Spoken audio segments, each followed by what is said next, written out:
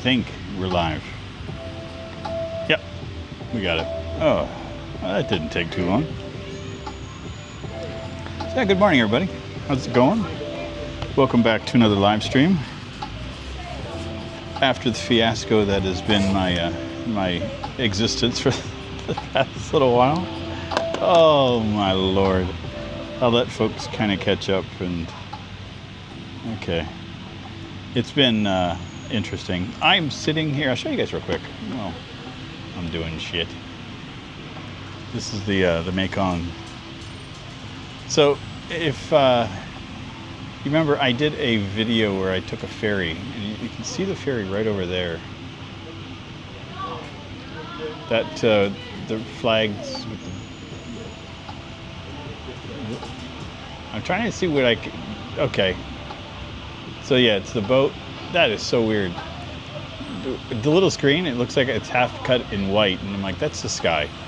But yeah, that's the boat over there. That's the ferry. It's a new little cafe that's just that opened up over here. So I thought that I heard about it, so I thought I'd pop over and see what it's all about. So, because I do like to even take the ferry now after the accident. I'm trying to stay off of a lot of the main streets with my bike, but you know, it is what it is. So let me see what we got here. Switch my count. I don't know if I'm even live yet. I should be. There we go. I'm trying to stay off of a lot of the main streets. Okay. Let's hope that folks haven't given up on my live stream. Understandable though, if it happens. It's been kind of hit and miss for a while. Okay.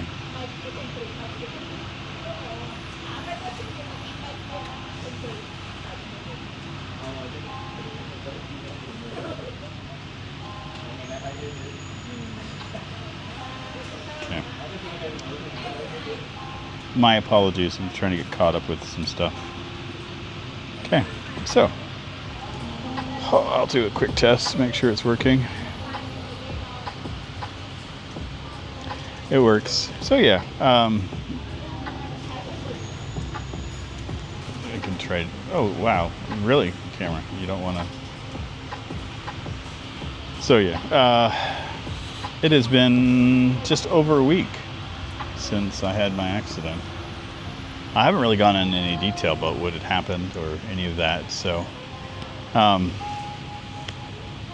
because it's really fun to relive it, I can tell you. So the other week I was out and I was I started to film again, right? So, or I had. So my thought was that day I was going to film, do the IMAX. I was going to possibly do some food stuff. And I ended up just doing the IMAX, which was fine. It was sufficient. But I was excited. I'd been out for the day on my bike. So I was on my way back home. It had rained. And rain's no big deal. So I was okay. But I was coming back and I was taking a right-hand turn. I had Google Maps on my phone. And there was a car that was stopped to the left of me. So I was just making a right-hand turn behind it. And a motorcycle had come out from in front of it. Because again, rules here and regulations are just, you throw it all out the window. My brain knew this. And the guy didn't even come close to me, but I freaked. And I kind of hit the brakes while I was going. And then I realized it was okay. And then I hit the gas again. But just a combination of how I did it and where I was, just the bike slid out from underneath me. So when I went over, I was going over the handlebars. I was turning right, but I went over the handlebars to the left. And when I put my foot down and planted it, because I'm in sandals, the toe caught on the ground. And so instead of my foot going flat, I was kind of balancing on the rubberized tip of my shoe. And I sprained my ankle because I could feel that whole ankle was just like, I don't know what's happening underneath me. So I pulled all the muscles and tendons, and like it's bad. Like it's sore even today. A week in. No, it's not terribly sore. It's achy, which is the kind of pain you want whenever you have an injury like this, right? Because you can feel it healing up again. But yeah, I got off obviously I fell off the bike. I also landed on my ribs on the handlebars, or I pulled something. I'm not too sure exactly, but I have a tender spot, and I can touch it and it's fine, but when I'm breathing and moving specifically, it just is a pain in the backside in essence. And that's stay with me. Now that was spread right across my chest and my back for the first week. That has phased out to just one point now, so which makes me happy. So I'm assuming I did severely pulled a muscle there, or like I said, I could have just landed on the handlebars or something and hurt myself that way. But there's no bruising on it. It's tender. So yeah, I was able to hop back on the bike, got back home. I could feel my foot was throbbing. I'm like, yeah, it's gonna be a thing. I could walk on it. That's where I knew I hadn't broken anything. And luckily when I fell, there was a police officer that was at the corner that was helping to direct traffic, and he came over, helped me pick up my bike, and he was lovely. So that was, I still had, I was 10 kilometers out, so I still had roughly 6 kilometers left to go after the accident. So I'd shut down everything. Like I wasn't feeling any fear or anything, and like I was okay. I got back. I even grabbed some dinner, and then when I got back in, I took a shower to get rid of all of the road dirt because again it was wet. I had a small little scrape on my elbow, but it was minimal. I wish that was the extent of my injuries, to be honest. But yeah, I fell asleep for the first night. I did wrap my foot. Ace bandages are not a thing here. I couldn't find one. I found one of those ones. It's like a sock that has like the rubber bands that go across it. And I can tell you for the first couple of days that was not going to be going on my foot because I swelled right up. And then, so I've been slowly walking again. I was out Tuesday. Monday or Tuesday. It was my first day. So I spent 3 days with my foot elevated and resting it, and the only time I was getting up to use it was when I was getting up to go to the bathroom or to get something to eat.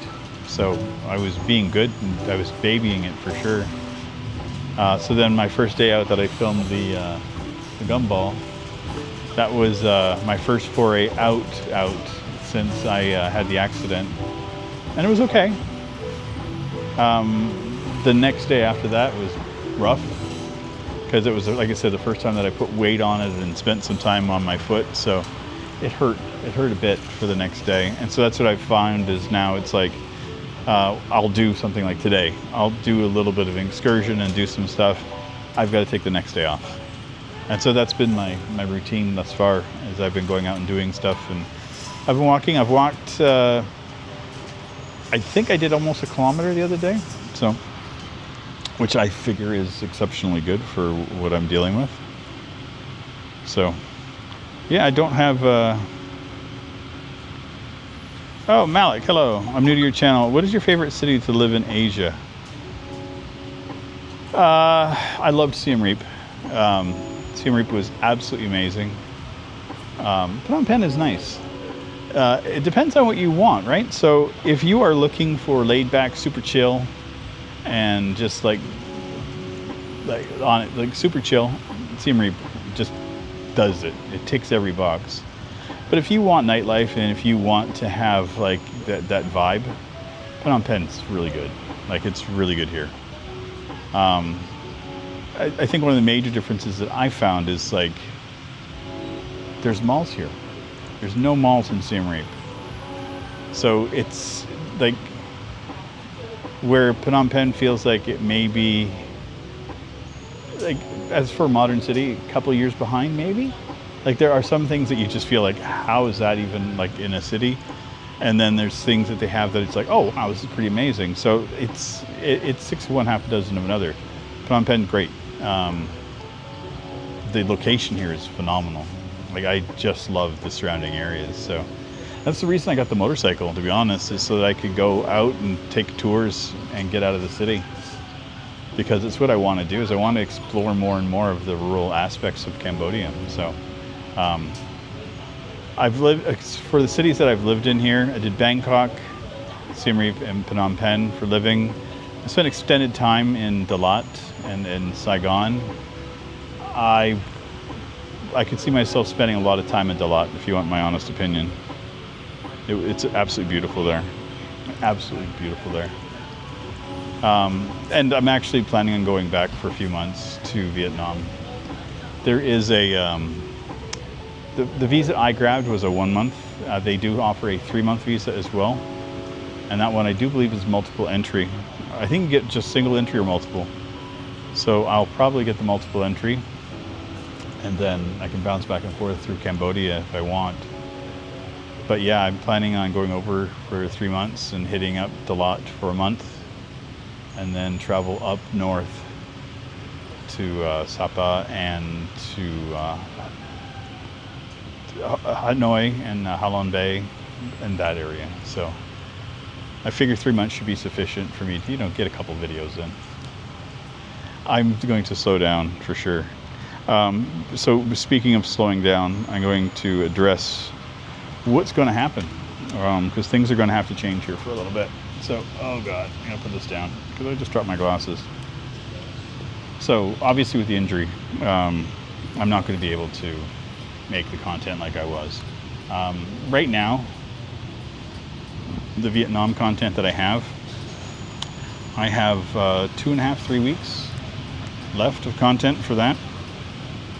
And so that was my intention, was this week was going to be my, hey, it's time to start recording again. Iced Americano, lovely. So yeah, my intention was like, hey, I'm gonna have to start recording again. So I've got to decide what I'm going to do with that. So I've got a couple of ideas, so we'll see. Let me just double check, make sure I'm still communicating with you guys here.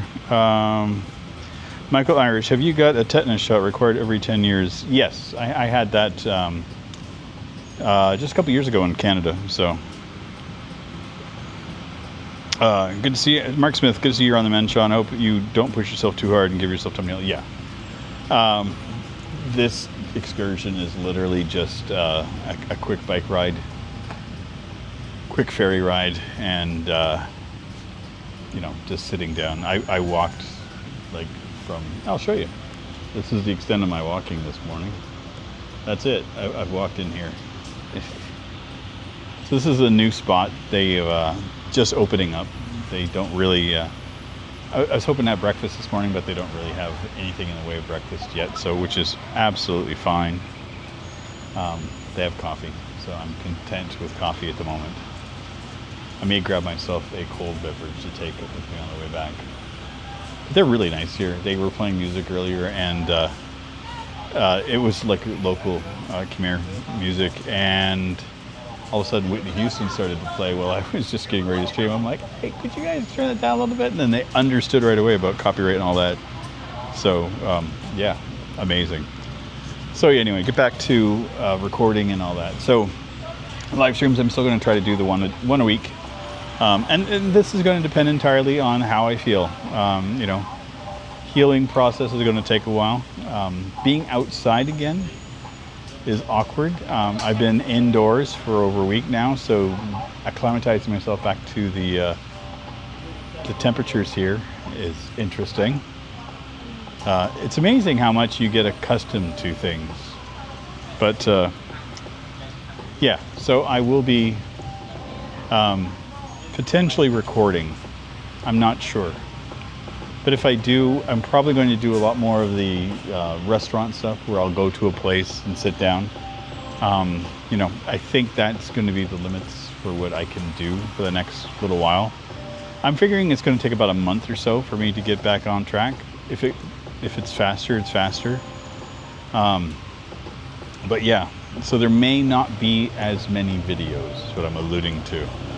I may scale back to just a couple of weeks after the Vietnam stuff goes and is purged out. We'll see. You know, if I can pop out 2 videos in an afternoon or something, I will. We'll see. Like, I'm not making any guarantees for it. It's just so after the next couple of weeks, as we get closer to it, I'll let you guys know. But the plan right now is to just take the time for myself and heal. And there is a beautiful pagoda that I'm going to go to over there. I'm very excited to go and see. It is, I found it when I went on my ferry tour, when I went and did that one day. That was my first catching up with Sean when I did the Katsu. I think that was that one. I think it has to be. Anyway, I was taking some ferries. Or did I? I can't even tell. My brain is gone. I have brain rot. But yeah, it's a beautiful little area over there. It goes really local real quick. So here, I'll show you. You can see the ferries going across there. Okay, let's see if I can zoom in. So you can see directly across there, there's like a building with a red roof, and then there's ones with orange roof, and it looks like that is the general area where the ferries will go into. And once they're there, there's like a laneway that drives up, and it's pretty rural. Like, there's not a whole lot there. And that's my face. That's just way too close. Why you face tracking? It's me. It's a stupid thing. Grab one of the other people. But yeah, when I was over there, I saw this beautiful looking pagoda. So I'm going to go and check that one out some more. But yeah, this is that trip when I went over there was what inspired me to get my motorcycle. So I'm trying to think what else I did. I can't even tell you what videos I've made while I was here. My brain has gone on vacation more than anything with everything that happened. Vietnam Steve, 2 or 3 contents per week is enough. Sustainability is key. Yeah. And the thing is like if I do like 2 or 3 videos and I'm making like maybe the 2 and a live stream, that's 3 things a week, and that should be sufficient until I'm back on my feet. Literally.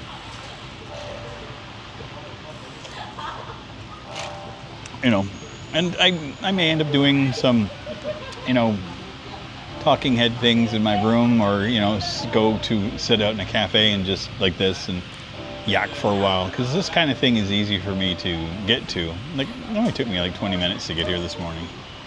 Hardly any traffic. That was the other thing after the motorcycle accident is myself. If you've ever had an accident, like motorcycle, bicycle, car, any of those things, you have a mindset before the accident. You have a new one after. So I'm much more cautious, and I'm definitely slower than I was. But yeah, the confidence I have, so I won't be going back into the city for a while. Like, at least not the area that I was in. And that was the other part too, is like the main streets are okay because, you know, merging and stuff is pretty easy.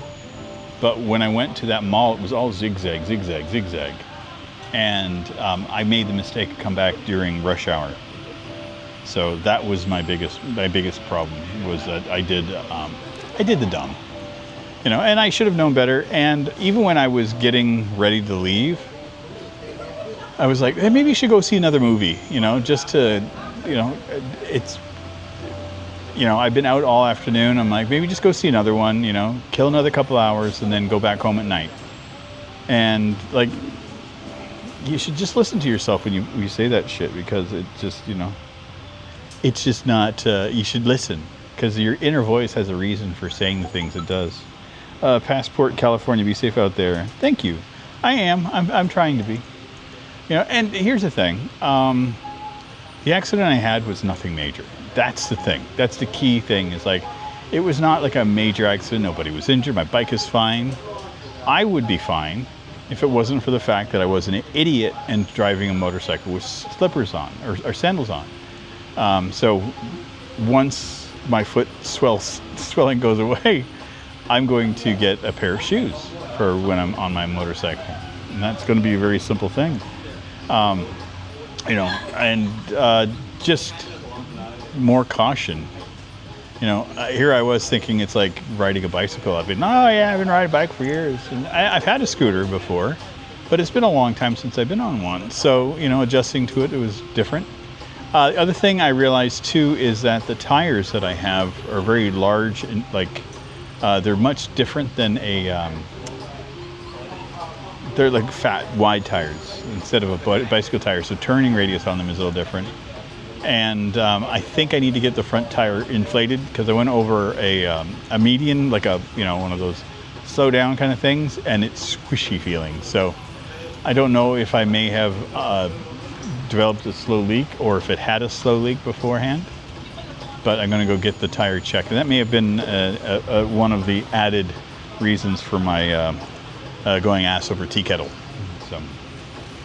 But yeah, if I hadn't have had my sandals on and landed the way that I did on my foot, I think I would have been more than fine. But who knows? Maybe that saved me from a bigger accident, injury. Who knows? Shit happens. But I'm happy. I'm content. I feel okay. So it's life is good. Life is actually really good. I've been the good thing about having this happen was that it's made me stop. I was constantly on the go, and that's the other thing too here. Since I've been to Phnom Penh, I was always going out looking for places to go and film and do things, and so I've been casing the place out for it was about a week and a half, 2 weeks, and I can still do some of it, but I'm gonna have to be taking tuk-tuks and that kind of stuff again, because I will not be driving my bike into the city. But it's, I'm just going to slow down, just take the time for myself. I got to try to, this is going to be fun getting up out of here, because I'll show you what I got to deal with. So these are the chairs. They're tiny. I think getting up from this will be fun, especially because I've been sitting for so long. So we'll see. I gotta, there we go. Can I elevate my foot on the table? I'm just trying to take some pressure off my ankle, because when I'm sitting, I don't want to bend my foot too much, so I can't keep it flat because of the height.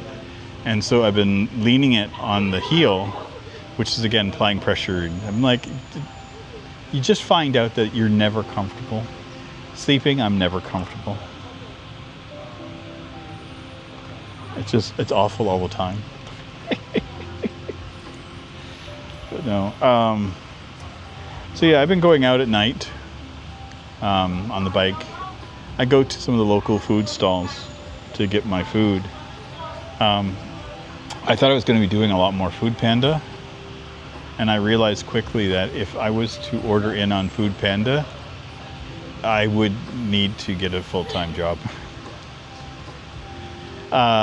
It's just expensive. In Siem Reap, because of the location, and I knew what I wanted, and I had a couple of local spots that I could get food from. Like there was one place in Siem Reap that I could get a meal for like 50 cents if I wanted to. What I ended up doing there a lot of times is I'd order a couple of things, and I would end up having food for the day, and it would cost me like $2. It'd be like, so I'd do that every couple of days. And that was like one of the ways that I was offsetting and saving myself some money. I haven't found that here on Food Panda. And there's also delivery fees in Phnom Penh that I didn't notice in Siem Reap. So, because most places there were within my area, but everybody charges, and it can be like $2. Some places I've noticed. So it's like, so it definitely changes your idea about ordering in food. So for me, it's just easy to pop on my scooter, drive up the street, go to one of the local stalls. I can get off, like park my bike on the side of the road, hit a couple of local stalls, fill up my backpack. You know, you get the convenience store, and that'd be like a little shop that has like all the stuff on the outside, and they have these big orange coolers out front. And then I can grab like, you know, a bottle of water, and, you know, if I want an iced tea or something, they have everything there. And I can just kind of, you know, point at things and talk to the locals and get it. And I don't have to get off my bike. You know, I can actually do a lot of it from my bike, which is, I thought was weird at first, but now I'm like, oh, this is so convenient. So it's great, you know. Like I said, things are, you adapt, you change, and as you know, this has been a life-changing thing for me to do this. Like it's weird. And I thought after the accident, it's like, okay, I guess I'll be getting rid of the bike now. And I'm like, no, because like the bike is not just like a convenience; it's a necessity. Like one of the things I'm going to do with it when I am able to get mobile again is. Like they have vans and they have buses and trains that will go down to Kampot. From here to Kampot, it's around a 3-hour drive by motorcycle, which I'm not going to do. But I can hop on the bus, the train, or van, and then pay extra to get my bike put in the back of whatever it is. And then when I get to Kampot, pull it off. Now I'm in another area of Cambodia with my bike. So if I do decide I want to go up to Siem Reap, I could do the exact same thing. So it kind of opens up the country a lot more for me. So I'm not just stuck to here. So that's something I'm definitely considering doing more of. Again, once I'm mobile again. And, you know, the progression I've had over the course of the last week has been great.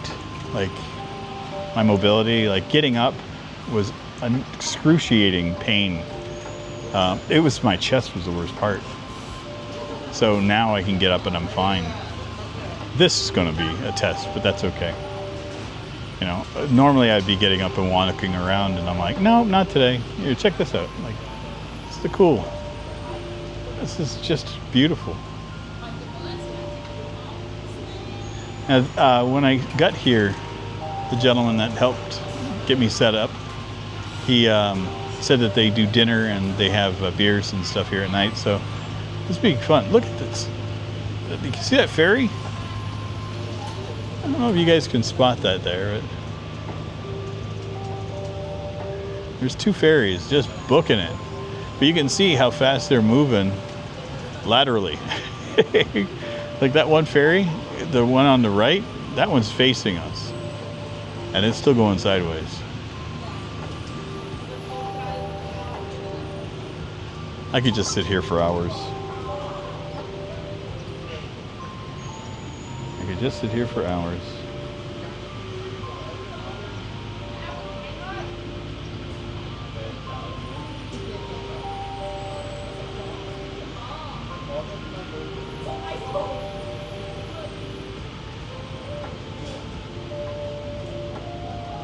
Okay, what am I doing?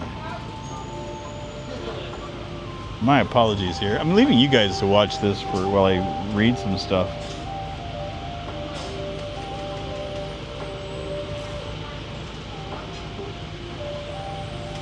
Okay, let me try to get back into my chat. Okay. We're good. Okay. Dear Lord, every time. It's just shocking. It's got to be worse for you guys than it is for me. This is a face I recognize, but for you guys to get that up close to it, oh, I apologize. I apologize profusely. But yeah, this feels good. This does feel nice. It just feels nice to get outside and sit. I think what I may end up doing is a couple more of the coffee shop kind of ones.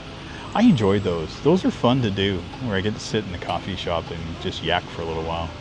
because there's a bunch of them all around. So we'll see. We'll play it all by ear. But I'm looking forward to having something to talk about other than my foot. And good news, I have reading.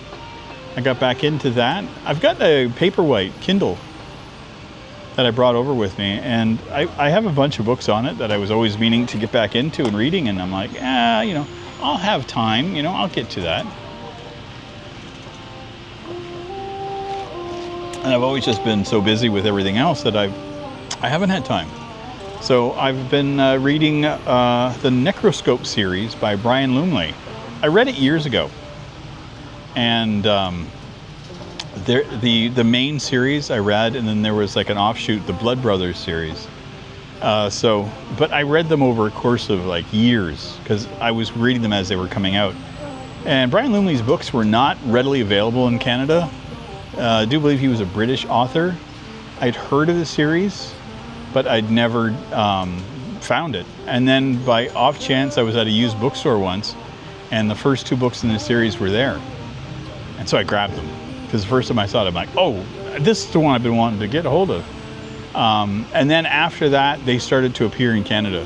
So it was like he had figured a way to get international, or his name recognition was starting, whatever it would be. But I was really excited to read the series. So first book I pulled off on my Kindle was the first book of the Necroscope series.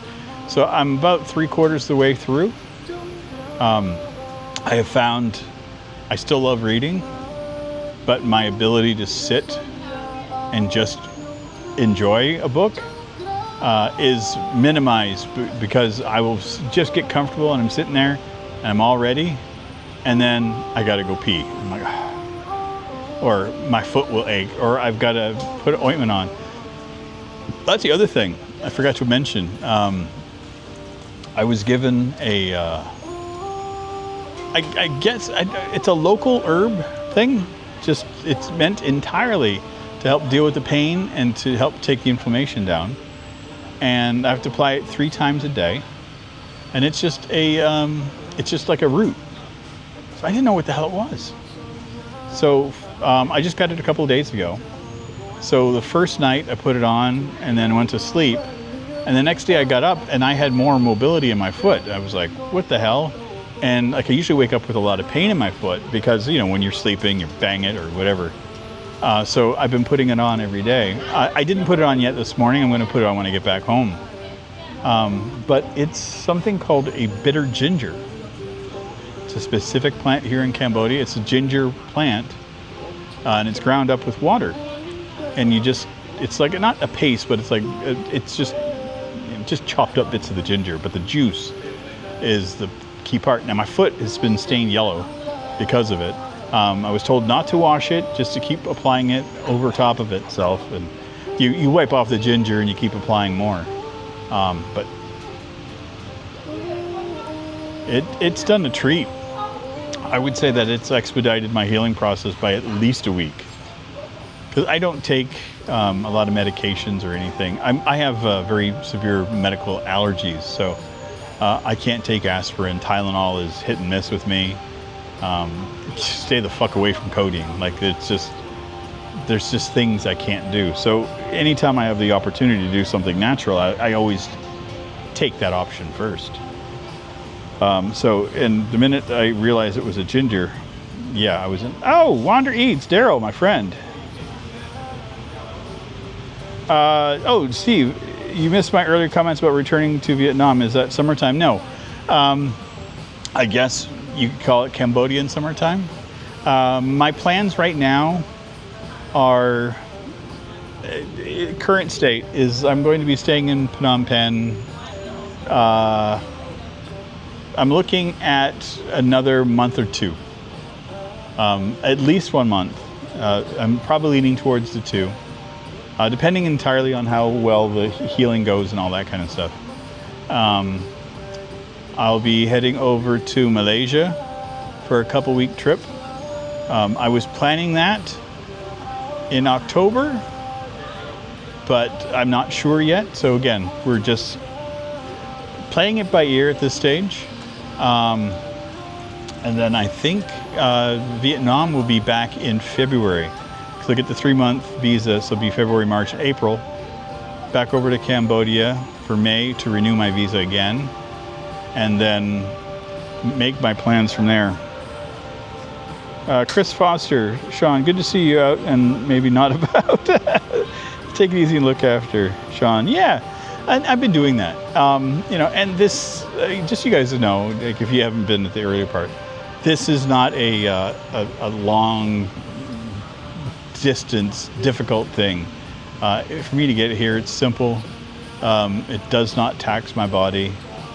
Quick ride on my scooter, and it's really good. What the hell? I'm trying to figure out what's going on here at the ferry. The guy's on the front. I don't know if he's like shoveling dirt. What he's doing. It looks like he's putting dirt. I got nothing. Unless I can't. Life me, I can't figure out what's going on there. But yeah, Daryl said, what of you? And I agree. GMM, good morning, my friend. Just a morning coffee at the pool in Bangkok. Dude, that sounds great. I'm having my morning coffee by the Mekong River. You know, I think that's not a bad deal. It's absolutely gorgeous here. And like this river, as you can see the current on that, this thing books, man. Like it goes. I could just sit here and watch all afternoon, but I got things I need to do still. So anyway, Steve, just to get back about the Vietnam thing. Dalat will probably be the first month in February, or I may fly into Hanoi and then travel there and then travel down to Dalat. So it depends from Phnom Penh. I'll figure it all out once I get there. But yeah, looking at doing 3 months.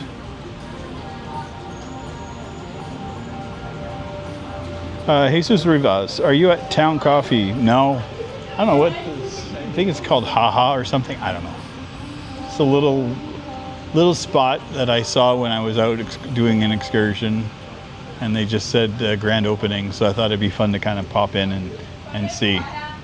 So it's, yeah, follow the Mekong River, GMM says. Brown coffee, no. Brown coffee I won't go to. And I'll be frank. I went to one when I was in Siem Reap. I did not like the coffee at all. I found it very overpriced for what you got. And I just did not dig it. So to me, it was just like another Starbucks. It was just like, eh. So, you know what I'm saying? Follow Mekong River, the real adventure. Myanmar, Thailand, Laos, Cambodia, and Vietnam. Yeah, I think I would like to follow. I don't think, as a Canadian, Myanmar is in my short list of places to visit for a while.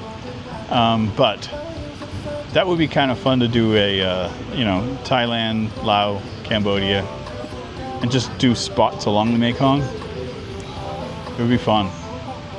I could definitely see myself doing something like that because the Mekong is beautiful. Because I did the Mekong Delta when I was in Vietnam, so that's coming up. Those are the last 3 videos I have is of the Mekong River Delta, and it was absolutely beautiful. Jesus Rivas, typos are, dude, Town Coffee and Brown Coffee. I get you. I should have registered that because Town and Brown are so close. Yeah, and here's my thing, is like I try to stay away from like a lot of those really high-end marketed places.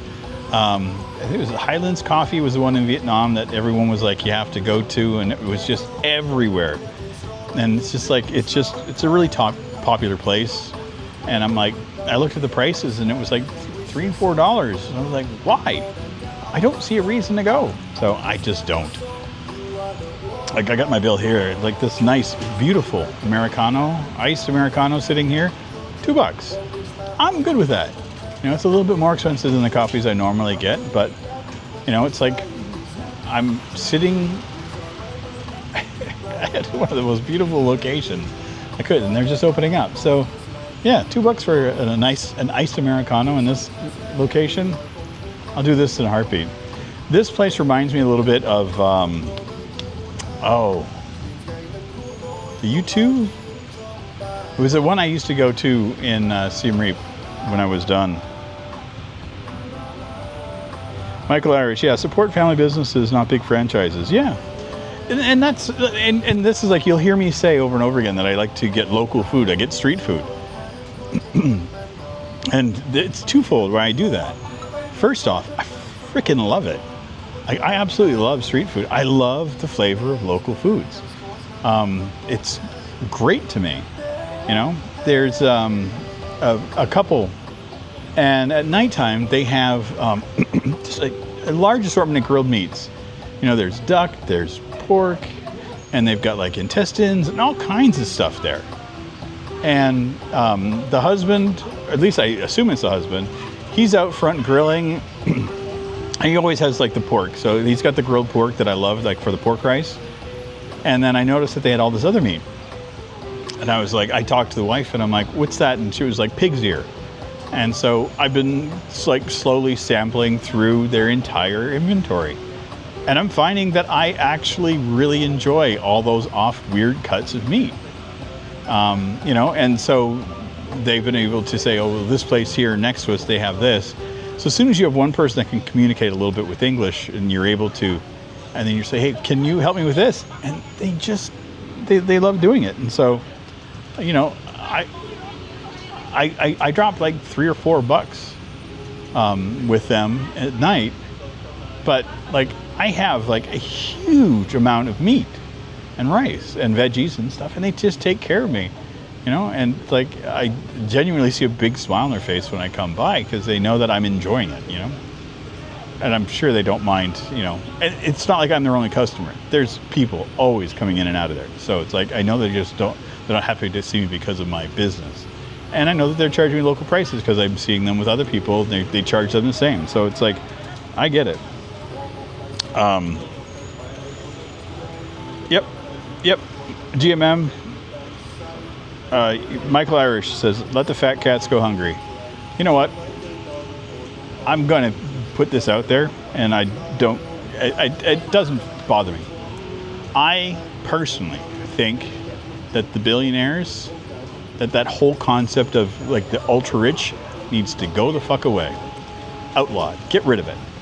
I'm just so sick and tired of a select few people having such a big voice where it's like they own so much, but they still, it's never enough. It's like that, it's like the desire for them to have that much money comes from an insecurity that they have. They just never shut the fuck up. It's just a constant barrage of bullshit from these people. But not just that. It's like I don't see any good out of supporting them. Like all I see is like, you know, Amazon laying off more people, or you know, all the other shit. It's not. There's no net benefit to me or anybody else by supporting the billionaires anymore. You know, or the people that are heading that direction. I'm just done. Like I don't want to support that. I don't want to put my money into it at all. So yeah, the mom and pop shops and little places, they're going to get my money from now on.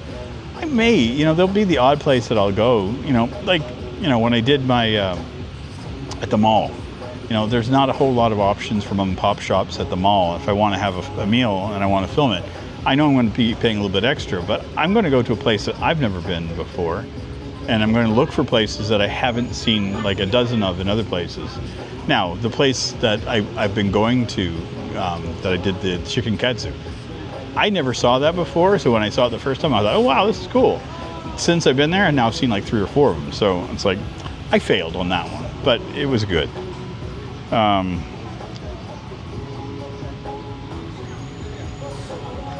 Exactly, GMM. It's not about the money for the very rich, it's about game winning, deals, and feeling important. Yeah. Craig.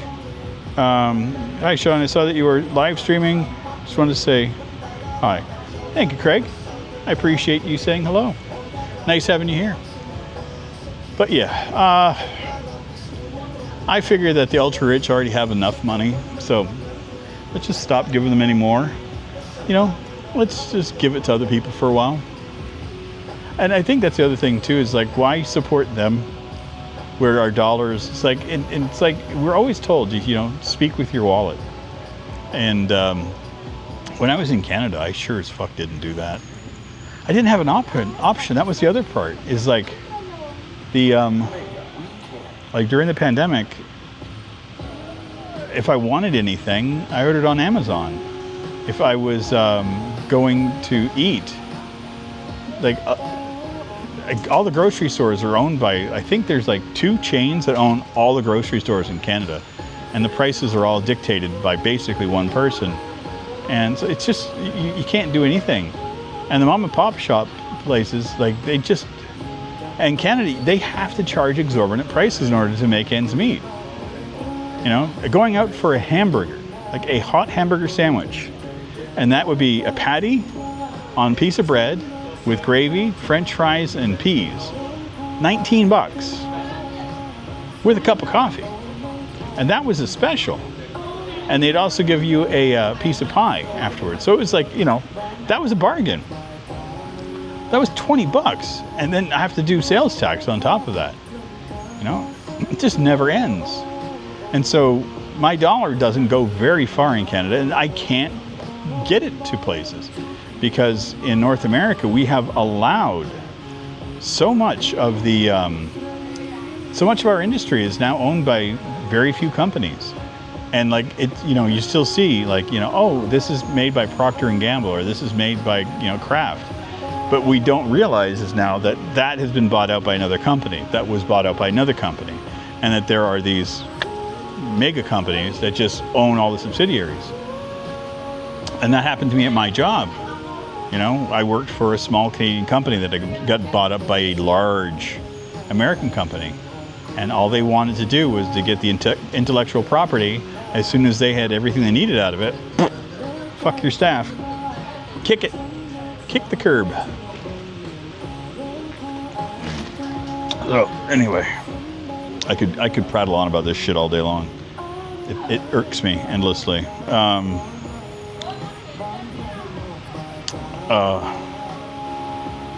Princess Law.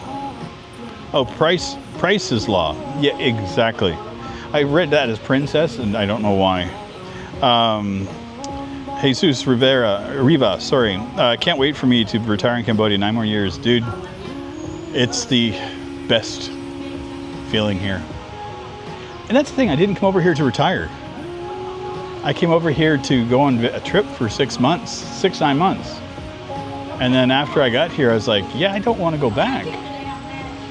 And I think that was like the draw for me for Southeast Asia, was like, I wanted to try something new. I wanted to live a different life, because the life I was living in Canada was just empty and shallow, and just, I worked my ass off every day, and I socked away the money I could, but it was like, I had to live lean in order to save the money so that I could come over here and do this. And I'm not going back. So yeah. Best billionaire, TBM says, was Ingvar Kamprad, the founder of IKEA. He went to the local store and bought food and moved home to villages, living frugal, low-key life. As a gentleman that worked for IKEA, I do agree that his altruistic things, there are some weird ties to his name, apparently. I'm not going to go into details about it. You could look him up.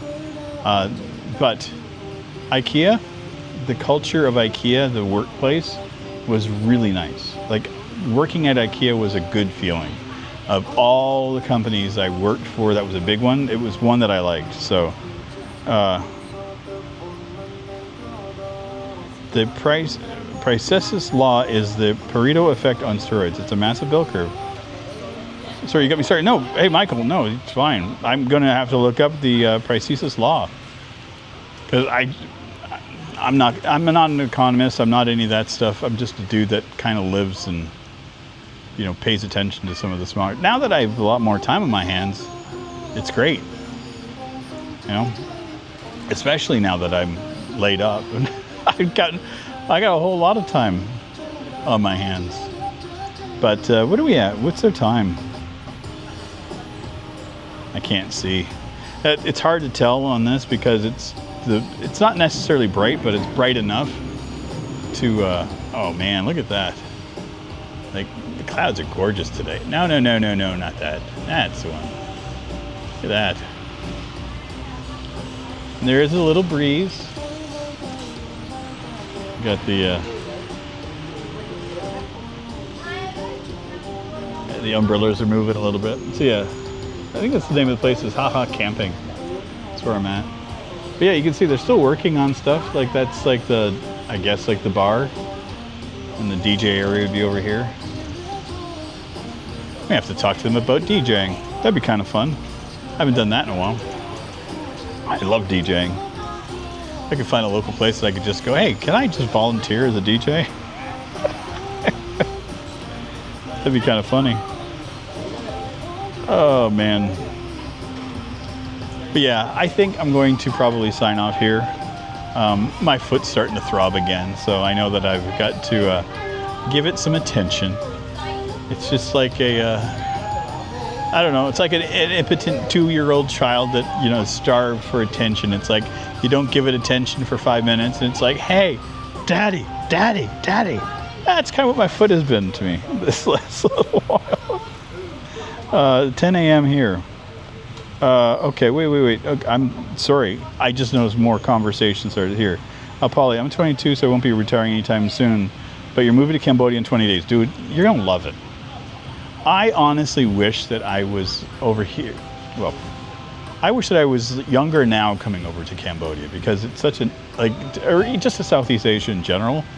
I would love to see what this place is going to look like in 10 years. Like, I'm so excited to see, because from talking to folks that lived here or visited here, like even 5 years ago, it was like, wait, that's Siem Reap now? And it's like, it's just, this place is just starting to blossom, and I'm really excited to see the future, because the people that are here in Cambodia, like, and that's the part that gets to me, is the fact that the people here are just brilliant. Like, I love the Cambodian people, so I want to see where they take this, you know?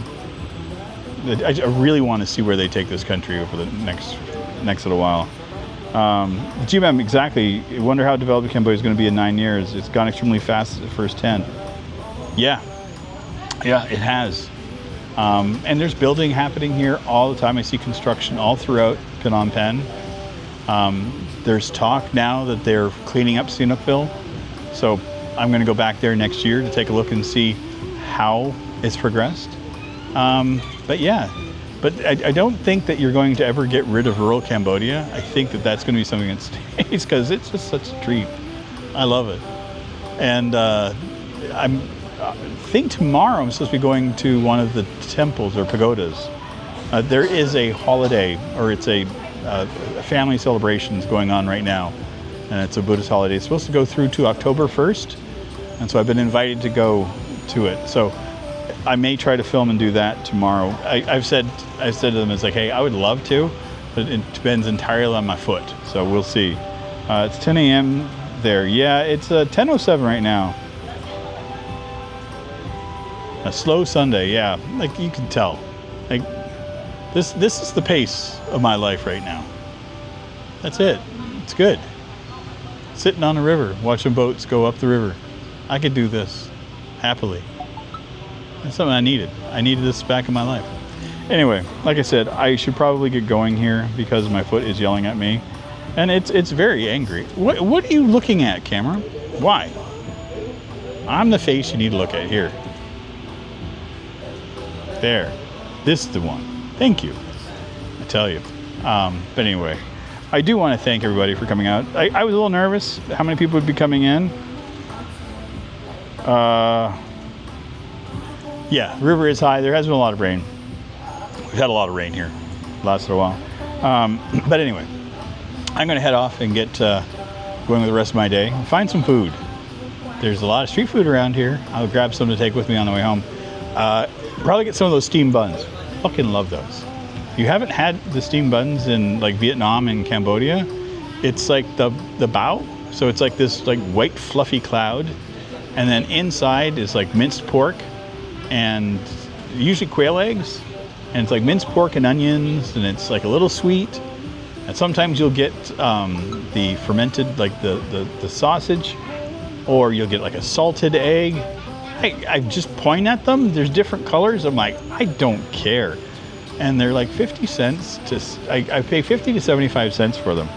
And I've not had one I don't like. So you should buy a couple of them because they're just like nom, nom, nom. So it's just, it's like the perfect sandwich for me because it's not super crunchy. It's not like I'm not chewing through a bunch of fresh veggies. It's just soft, fluffy, yummy, and delightful. And the juices coming out of it just ooze. Oh God, it's so good. Just love it. So anyway, I'm going to sign off. Going to go grab something to eat. If you guys could do me a solid, if you wouldn't mind, and give me a thumbs up if you liked it, thumbs down if you didn't. I'm fine either way. This way, because I always make these videos live after the fact, so we got to feed the algorithm for YouTube. But yeah, I would appreciate it either way. But again, thanks everybody for coming out. We'll try to do this again next week. I may even come back here. I've really enjoyed this. I don't have a problem having a staple place to come and relax. And, you know, if it's something I can do, I'm in. Anyway, I'll see you guys very soon in our next one. And again, thanks for coming out. I'll see you soon. Take care, buddy. Bye.